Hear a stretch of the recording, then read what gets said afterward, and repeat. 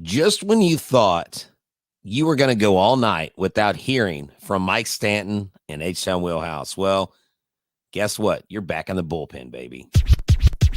I'm looking to the bullpen to bring my lefty in. Keep the lead and make your team look pedestrian. It's in your wheelhouse, we'll swing for the fence. You know it's money around here, and I ain't talking expense. Strike one, heat low in the way, you can't hit it. You know you wanna start a rally, but you better forget it. Strike two, off speed, same spot, your car looking. Get ready at the plate, this time you're not cooking. Strike three, swinging out of the zone. You ain't even touch it first. Tell me how they gonna drive you home. Walking back, looking like we ain't cool then. The game's over, might as well put them back to the bullpen, oh yeah. How's it going, everybody? We're back to the bullpen. I'm H-Town Wheelhouse. Looking, you can find the show at Back to the Bullpen on X, on Instagram, here at YouTube. Please subscribe to our YouTube channel. Help us climb the subscription chart. And also, make sure you check us out on iHeartRadio. Look, you can get us pretty much anywhere you get your podcast, free and easy to listen to.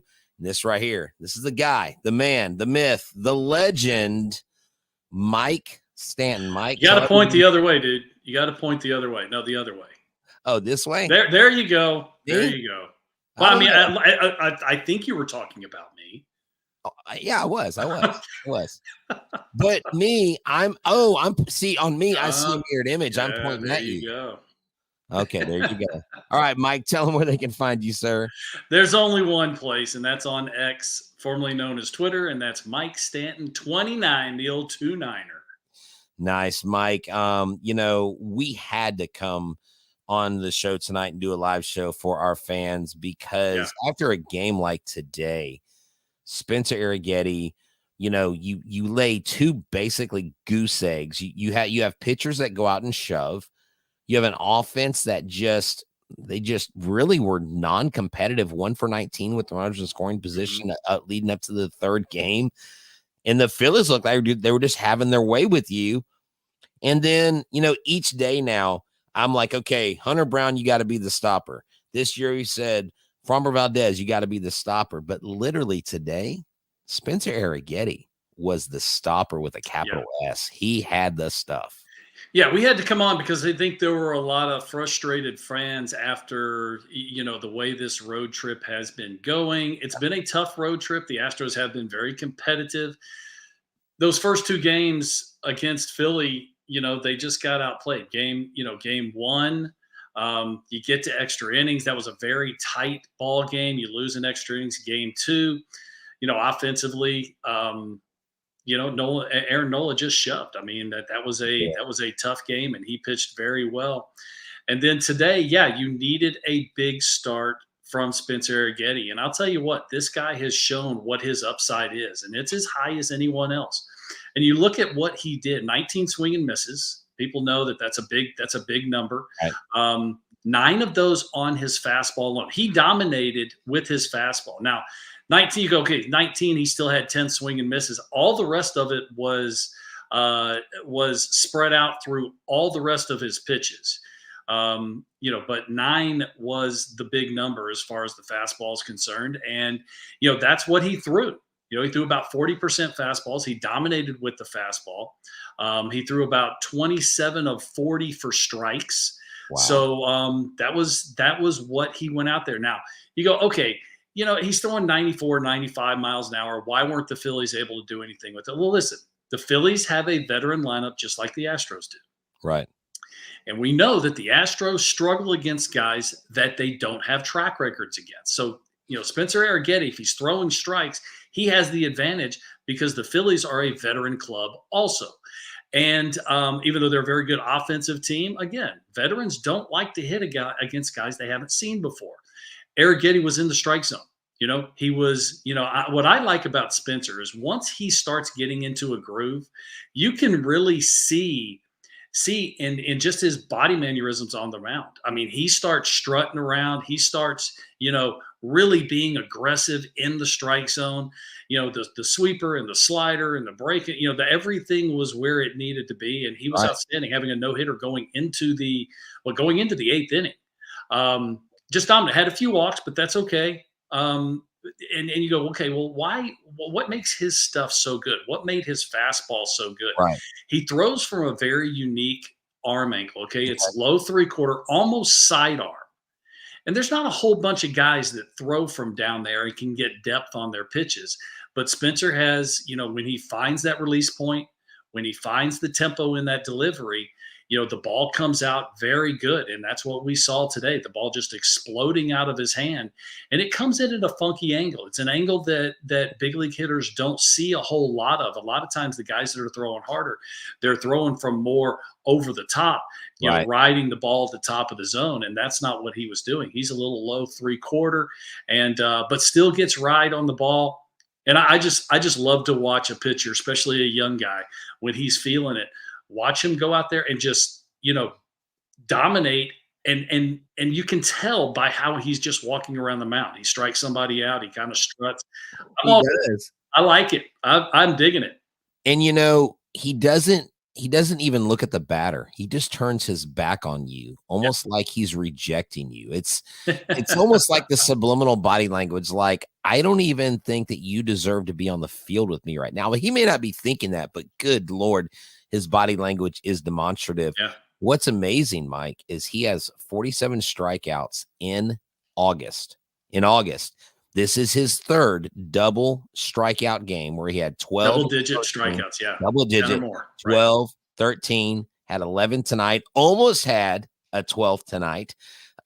He was not happy when Joe Espada came and got him. He wanted to keep going. He was at 103 pitches.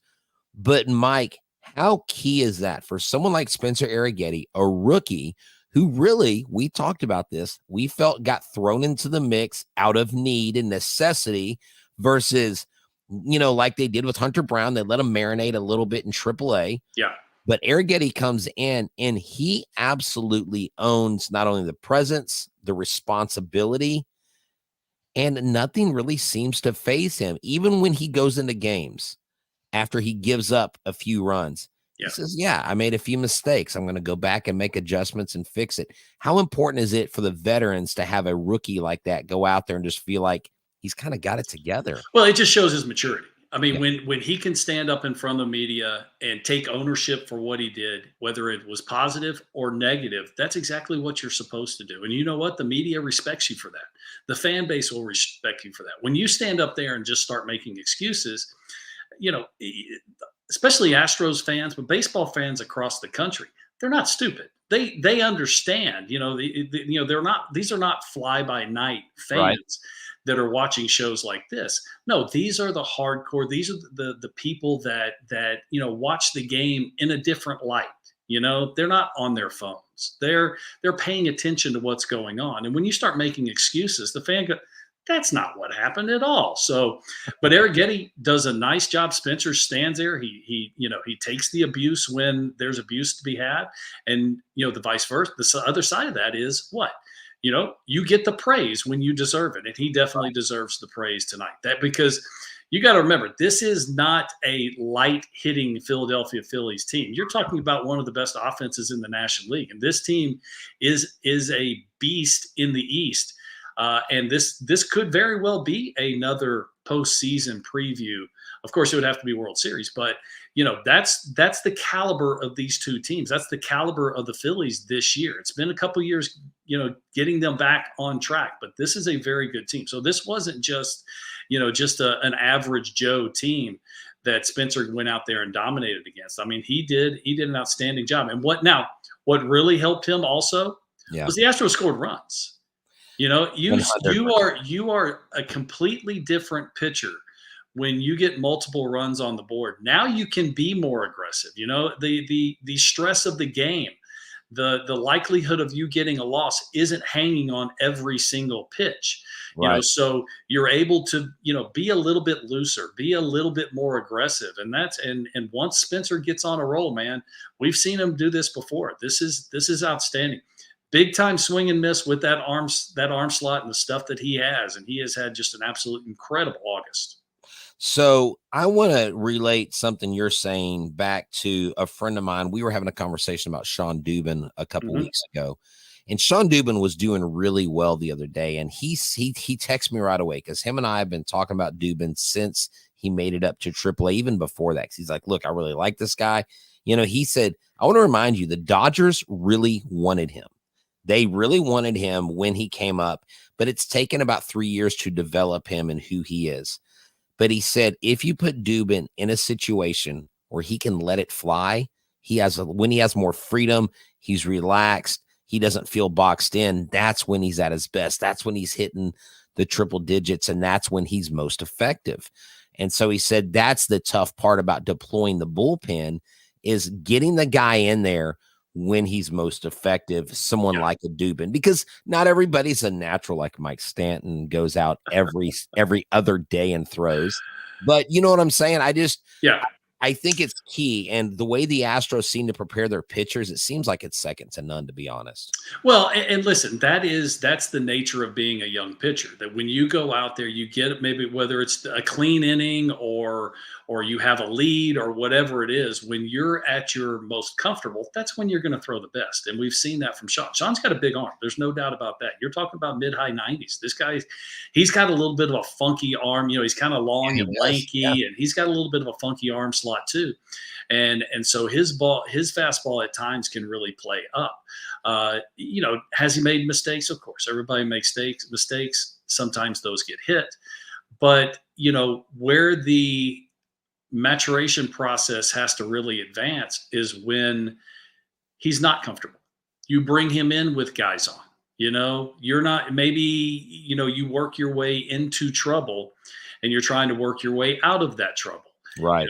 And you're not in that comfort zone, but you still have to execute the pitches. You still have to be in the right frame of mind. You still have to repeat your delivery and repeat your arm slot and release point and execute your game plan. And, when everything's going great, anybody can look like a world beater, but when they're not, that's when things can really fall apart. And that's what to go back to Spencer.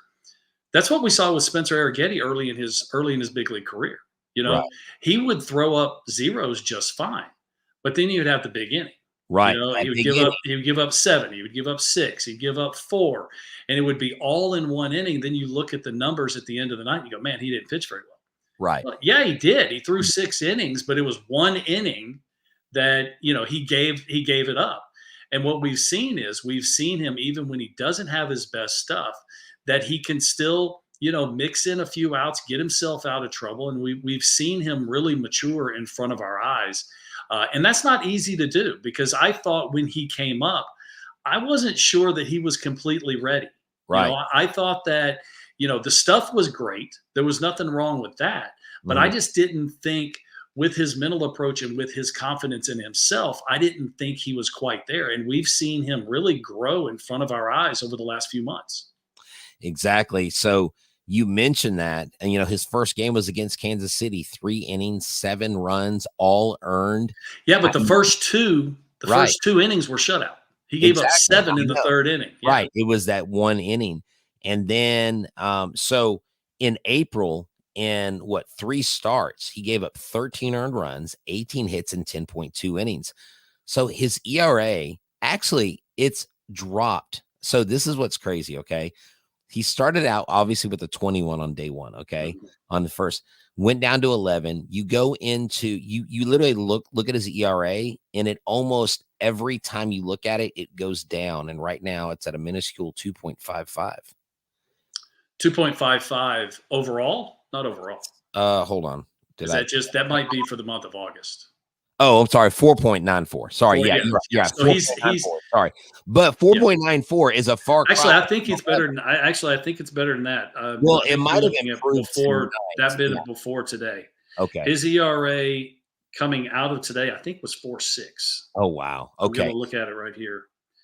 According to MLB.com, 4.63. So you look at those numbers, you go, okay, 4.6. That's big league average. So he's been okay. But you look at that's why you have to look deeper into the numbers. You can't just look at just what's happening overall. You got to look at the trends. And the trends right now, Spencer Arrighetti has lowered his ERA by double or triple, depending on when you want to start, start the process. So, and again, I like what he's doing against teams that are good teams. I mean, you're not talking about just pushover teams. You're not talking about teams that are cellar dwellers. The Phillies are in, they're in first place. This is a first place caliber team. This is a pennant, challenging team. And he goes out there and just absolutely shoves and dominates. And you won on a day when the Mariners also won again. So you at least keep the 3.5 game lead. And it would be huge. And we'll talk after we talk about Yordan about the importance of distancing themselves. But right now, Mike, Yordan is at 311, 399 on base, 564 slug, 963 OPS, 28 home runs. I believe that's with today. 28 home runs. He hit 3 today. Even Reggie Jackson tweeted about it. Reggie Jackson, get on a roll, big fella. He said, watch out, because once he gets on a roll, but he's at 28 home runs. The most home runs he's hit is 37. I mean, if this guy catches fire going into the postseason and they hold on to the division, he is one of the most feared hitters in all of baseball. And Mike, he doesn't just hurt you with the home run. He hurts you with the singles and the doubles and getting on base. He is an important part. And I think as Yordan goes, this offense seems to go. No doubt. Yordan, Jose. I mean, it's, the way Bregman has, luckily he's gotten back in the lineup. These are the guys that are going to do all the heavy lifting. And, what makes Yordan so tough? Okay, the hit tool is off the chart. Okay. Right. So what did he hit today? His first at bat, he hit a changeup off Taijuan Walker, didn't kill it, but a left-handed hitter hit it right down the third base line, the left field line, into the seats. And was it a great pitch? It wasn't a great pitch. But was it a terrible pitch? It wasn't a terrible pitch either. It was elevated just a little bit off the outside corner, and Yordan let it travel. And he's so strong. Get it in the air, the ball's going to go. Okay. Then he hits a curveball. Okay, a curveball, middle away, coming from the outside corner onto the plate, and he just demolishes this ball. Okay. Now he's hitting the off-speed pitch. Let's see what he can do against the fastball. 97 miles an hour, down and in, and he hits a 2-iron to straightaway center. When he's swinging the bat like this, you might as well just walk him and let somebody else beat you, because if you're going to put the ball in the strike zone, and he showed today, it really doesn't matter what the pitch is. When he's seeing the ball well and his timing is right, he's next to impossible to get out. He is. I mean, because if you just go to his Baseball Savant page, everything is in bright red. Yeah. They're all like, if y'all don't know what that means, you don't look at Baseball Savant. It basically means he's from like 87% on when it comes to every metric that they measure now in the game. And I think that is, and I believe I was listening to Sparky and Ford, and I think they said that was the furthest to the left they had seen Yordan hit an opposite field home run, because he poked it out. Well, he hit it. It was probably 15 feet fair. Yeah. Maybe not far down the left field line. So you really can't get any further to the left unless you're going to hit the pole. I mean, but that ball, so I saw it, home run. Okay, it's Yordan. But for some reason on the replay, even in slow motion, the ball popped off of his bat just like, oh my gosh. I mean, he hit it on the good part of the bat. He had a good launch angle on. I don't know what it was. I don't really pay that close attention. But I can tell you this, Philadelphia, just like Baltimore, same part of the country, during the day, the ball will travel, the ball will fly. And that might, now the other two he killed. The one McCormick killed. Okay. Yeah. This was a ball that he didn't hit all that great, but so big, so strong. Hit it in the right part of the park because he hits it, 30 feet to the right, straight away left. That ball's probably not a home run. It's probably caught. Exactly. But, on that first opposite field, I remember them talking about the backspin too. I mean, when that backspin hits and I look, it seems like an optical illusion. Okay. Because he doesn't seem to swing with much effort. Right. Now, you coach young athletes, and I mean, do you ever remember playing with anybody that had a swing that was like, you would look at it, you're like, okay, he barely hit it, but the ball would just fly off the bat? Do you remember Yeah, that? there's been a lot of guys like that. And really what it is, it's incredible hand speed. It's incredible what Yordan has. And I remember him when he first came up. He had hit 25 home runs in the minor leagues, and he came up just demolishing the ball. And he comes to the big leagues, and he does exactly the same thing. He hit 25 home runs after his call up, so he hit 50 home runs in that first season. And I did not see him take. And I was doing a lot of games for the network at the time, Right.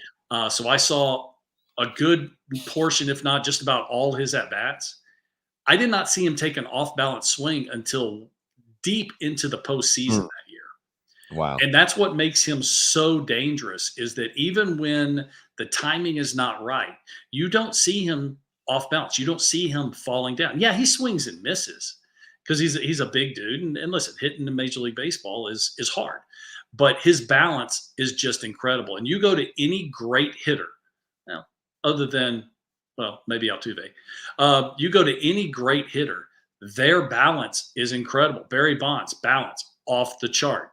You go to the all-time greats of this generation and the previous generation. Albert Pujols, incredible balance. Just go down the list, and Yordan is right there with them. It's really incredible to see a guy that big, especially as young as he was when he came up, to have a balance in his swing. And is that something that can be taught? Yes and no. It can be taught that you can get better at having balance, in your swing. But what Yordan does, that's special. That's probably God-given. Yeah, that's definitely seems like a natural talent. And it is natural if you go to ramshirts.com and click the QR code and grab a back to the bullpen shirt, like almost said something. The bullshit shirt. Back to the bullpen shirt. Well, we have been known to bullshit every once in a while. That's right. This QR code right here. Yes. So check out that QR code. See, here's the thing. I'm pointing this way, but am I pointing the opposite way for you? Yes. Are you not? No, because my image is mirrored. So I am too. So I'm pointing. Yeah. So we are both pointing at the right QR code. Wow. Yes, folks, and this is not our first show. It really isn't. We promise. Yeah. Well, Mike and I talked yesterday. We thought, hey, let's just throw a podcast together. Why not? A little off kilter, but hey, no. But seriously, go to Ram Shirts. They have our shirts. They have so many other things there. Check out Mark. I know he's running some specials right now. I think if you buy a couple different shirts, he has them at discounted prices.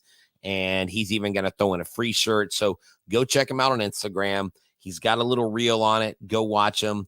Tell him we sent you. And also make sure that if you are going to go to the Astros game sometime soon or anywhere, go to the State of the Art Barbershop to get your cut right. When you got your fit right with your shirt, you get your cut right at 1616 South Friendswood Drive with Everett Cruz and Company. Tell them that Back to the Bullpen sent you. Get 10% off your haircut. What a fun game to talk to. Wasn't a fun series, but you can't win them all. And it seems like the only series we've won lately was that White Sox series. So the Astros have kind of started to trend. They kind of cooled off a little bit. But I think it's more the ebb and flow of the baseball season, because you're not going to win. Like if you've got 30 games, you're not going to win 25 out of 30 games. You're going to go up, you're going to go down. But I want to talk about something real quick. So Chas McCormick, it is. So he got sent down. I had heard the day before that he was going to be sent down in exchange for a move to bring up to sign Jason Hayward, who would be less than basically league minimum, I believe. But it is, I know Chandler Rome confirmed earlier that it would be for a big league contract. It's not a minor league contract. Yeah.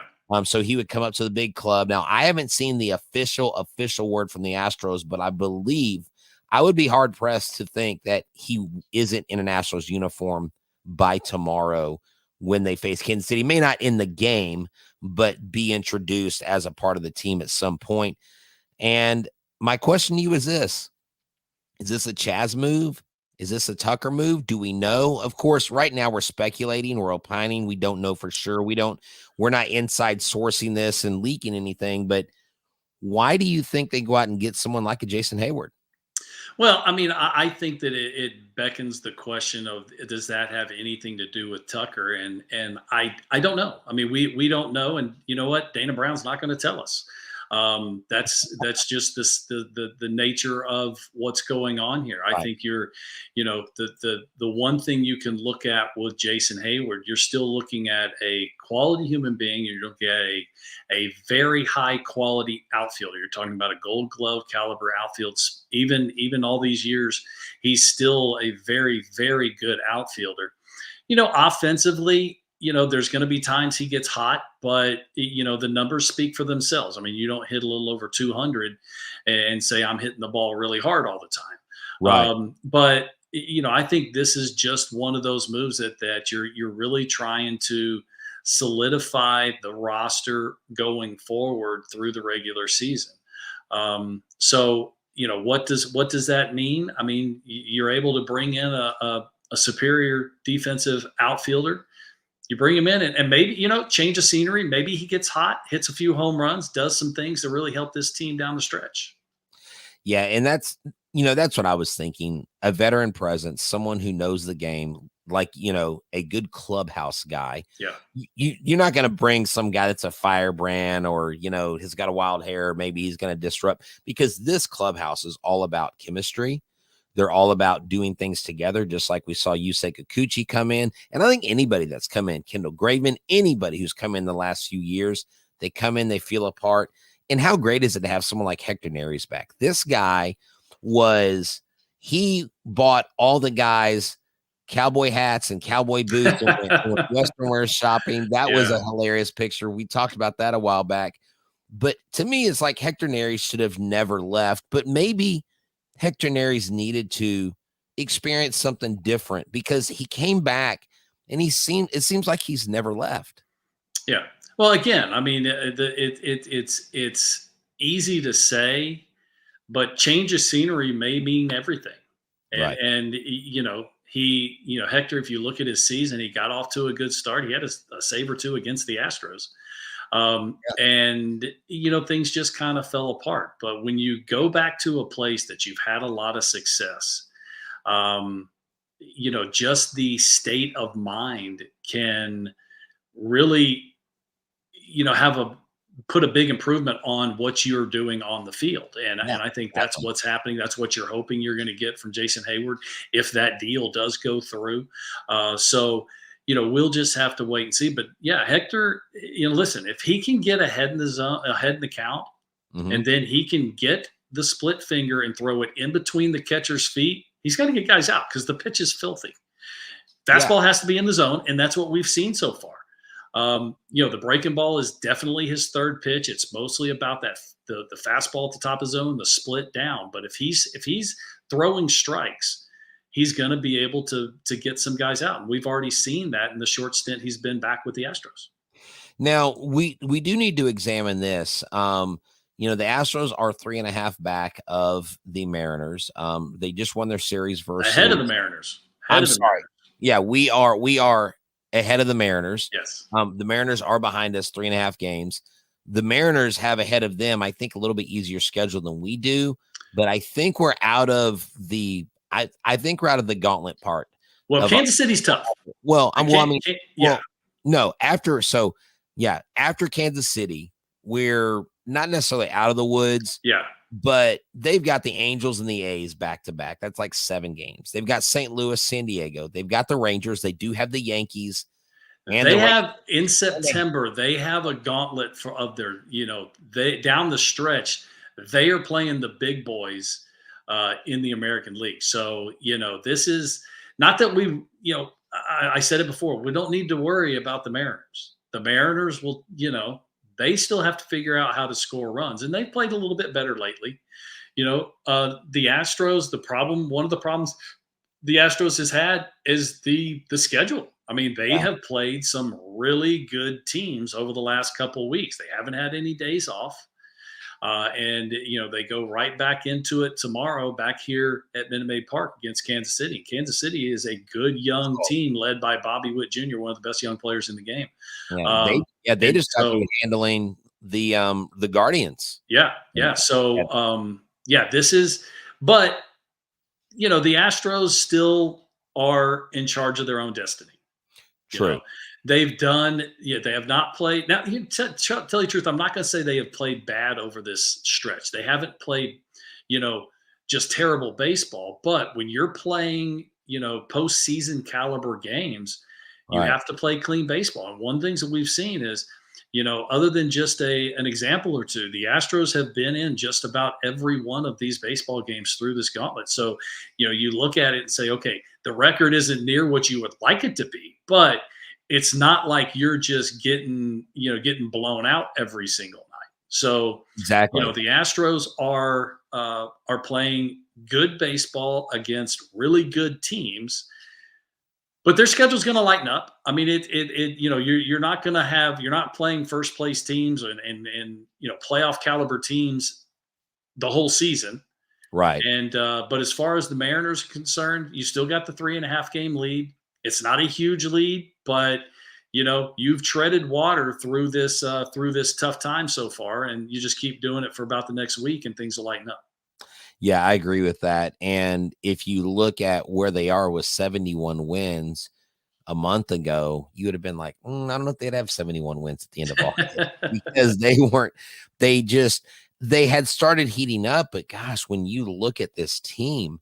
Mike, there was when they were on Fox the other day, they flashed the graphic of what the Astros record was like prior to it's right here, 12-24, fourth worst, negative 32 run differential through May 8th.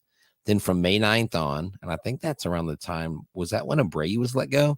56-34. Roughly, right in that area, I think. 56-34, a plus 99 differential, best in Major League Baseball.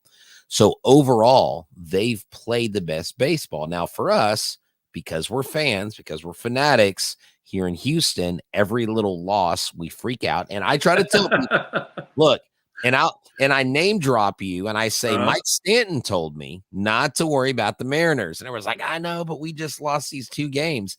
But going into the playoffs, I like what we've done. And I kind of want to look at this before we wrap things up. I want to look at Dana Brown's moves that he's made, because he's quietly made some of the best moves, I think, in baseball this year.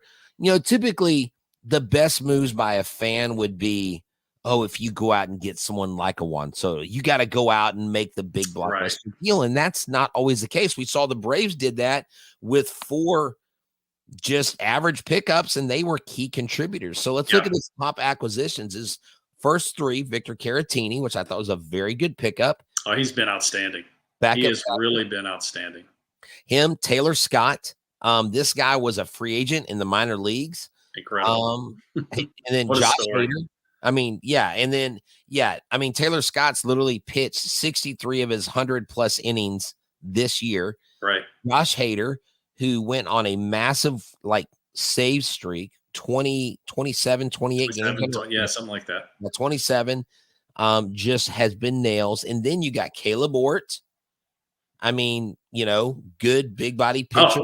And a big fastball. I still shake my head. And I understand for Boston, he really hadn't gotten anybody out. But I'll tell you, I don't know if he made an adjustment or yet again we'll use the change of scenery line. Right. But he has been outstanding with, and I love the aggressiveness on it's kind of how I pitched. Here it is. I'm going to throw it in the strike zone. I'm going to throw it as hard as I can. Hit it if you can. And you can see the ERA at 1.26. Not too many people have. That's right. Then you have Yusei Kikuchi. They are 5-0 in games where he pitches.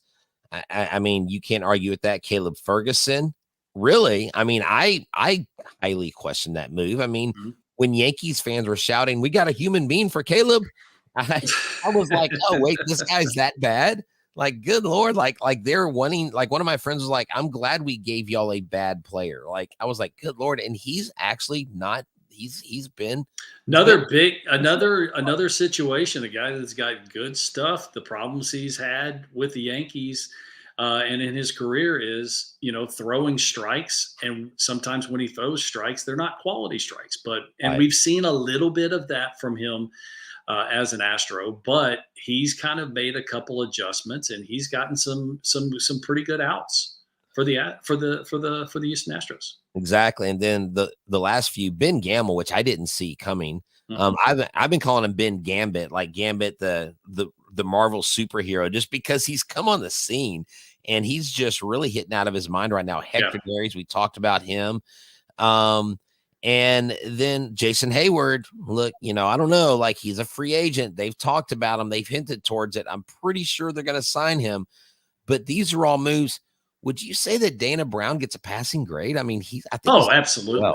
Absolutely. Because you look at every one of now, have there been some other moves that haven't worked out? Of course. No. But that's the nature of the beast of being a major league general manager. You make the move with the information you have at the time and you move on. And, the crazy thing is most of the time, whoever wins the free agent trade deadline, it's not usually the guys that bring in the big bats. It's usually, you bring in a pitcher that maybe isn't pitching as well as his stuff says he should. You say Kikuchi. You bring in someone that's a retread from another organization like Ort. I mean, and you make an adjustment. You have the change of scenery, whatever it is, and then all of a sudden he's getting big outs for you, getting big hits for you. So, could you see this from Gamble about him hitting almost 400? Probably not. But hey, listen, he got a clean slate. He got a clean start coming to the Astros, and he has decided that, I'm going to take this and I'm going to run with it. He's letting the ball travel, making the pitchers throwing strikes, hitting the ball hard. And lest we forget 2017 when he came on the scene with the Mariners, he had a very good rookie campaign. He did. So it wasn't like he just came out of nowhere. Like he had never done it before, right? Right. Yeah. And I think guys like that thrive in a lineup like this. And I want to get your thoughts on this. The gremlins, the elbow. Bregman saying he's got gremlins in his elbow. They were like, well, we're probably not going to play him at third. Well, he's been playing at third. Mm-hmm. And he says, when I swing, sometimes I feel it, sometimes I don't. Now, I'm not asking you to diagnose it and become WebMD for us. Not a doctor. Right. And I did not stay at a Holiday Inn Express last night. So I don't know if I'm going to be smart or not. Well, my thing is, to me, it sounds like there's something going on with his elbow, bone spurs or something, to where it's probably something he can basically ride through the rest of the season and probably do something in the offseason. But for all intents and purposes, Bregman's been an absolute gamer despite that. Well, I mean, you look at what Bregman has done, and there have been times that we've questioned, oh my gosh, there has to be some, there's no quality. And then we find out later that, he had a pulled hamstring or he had a really bad knee or whatever the injury was, and he was just going to play through it. It's nice that we have the information that we do, because he missed those few days with the elbow inflammation. And, you go, well, how can a position player have something going on with his elbow? He doesn't throw all that much.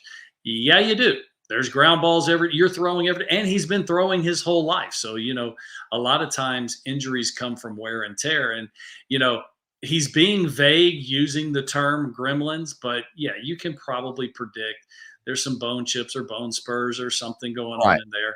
We're not going to speculate, but we know that that Alex is a gamer. We know that he wants to be on the field, and if he can be on the field, he's going to be on the field. So it's one of those things that you just manage the day to day, and and we've already seen, there's times that, it's a little sore today. I probably need the DH or take the day off, or I feel pretty good today. You can put me in the lineup, Skip, and that's how it's going to go. But you also know going down the stretch, I'm going to make a prediction that he's going to play more and more at third base, because you're going to start going on adrenaline when you get into September and have the chance to get into the postseason.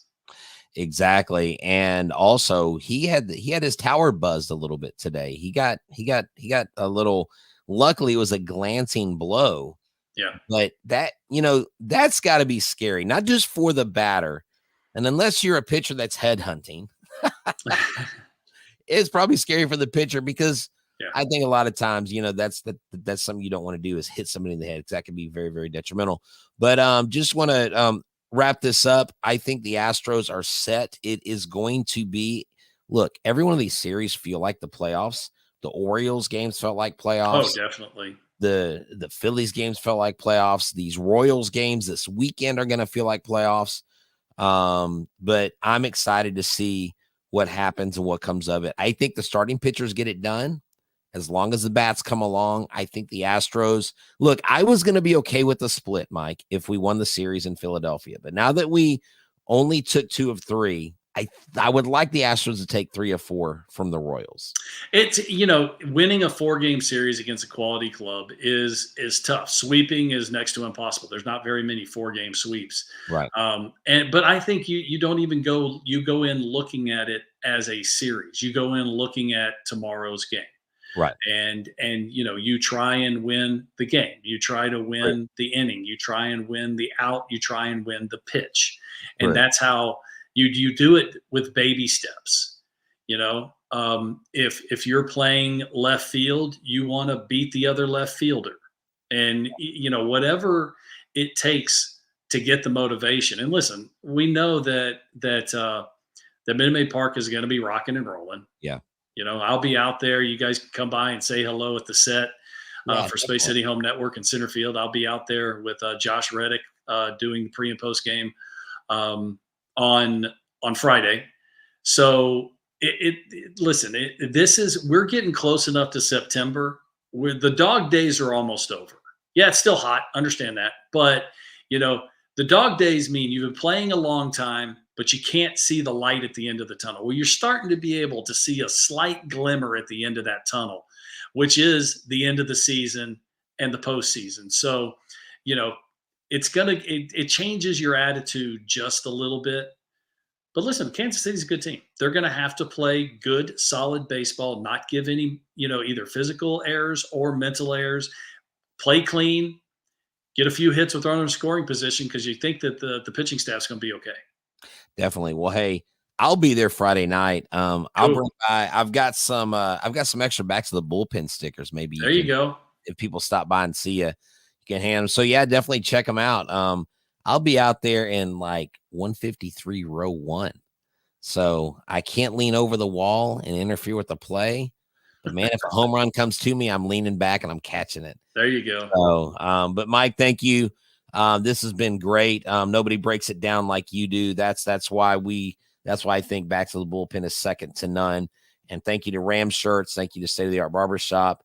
Man, what a great game. Yordan Alvarez. We didn't even really talk about Yordan we did, but man, 3 home runs, Mike. That's outstanding. It's a career type day. I mean, he could be a Hall of Famer, hit 600 home runs, and he's only going to have a couple days that were like this, hit 3 home runs, 4 RBIs, just demolished the ball all over the stadium. It was a special day. And he would say that too, because it just doesn't happen very often. You're right. It doesn't. So look, for myself, for Mike, for all of us here back to the bullpen, we thank y'all so much. We got 173 of y'all listening. We are live right now on X. We are live on Instagram. We are live on YouTube. We are all over the place. We're going global. We're actually live on Facebook too, Mike. We're live everywhere. So look, help us get to 1,000 subscribers. Help us grow. Tell everybody about Back to the Bullpen. When you see Mike this weekend, tell him you love the podcast. He may have something for you. All right. So y'all have a good one. And for myself, Mike, and everybody here, Back to the Bullpen, y'all have a good one. And we are out. Adios. I'm looking to the bullpen to bring my lefty in. Keep the lead and make your team look pedestrian. It's in your wheelhouse, we'll swing for the fence. You know it's money around here, man, I ain't talking expense. Strike 1, heat a low in the way, you can't hit it. You know you wanna start a rally, but you better forget it. Strike 2, off speed, same spot, your car looking. Get ready at the plate, this time you're not cooking. Strike 3, swinging out of the zone. You ain't even touch it first. Tell me how they gonna drive you home. Walk your back, look